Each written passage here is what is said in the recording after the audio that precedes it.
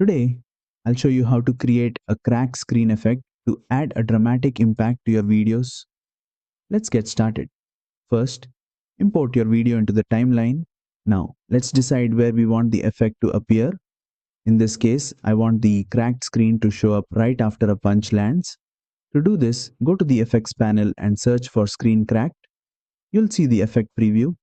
This is exactly what we need. Now, drag and drop the effect onto the layer above your video at the exact moment the impact happens. Instantly, you'll see the screen crack appear, making it look like the punch shattered the display. Next, let's fine tune it, adjust the position of the effect so it aligns perfectly with the scene.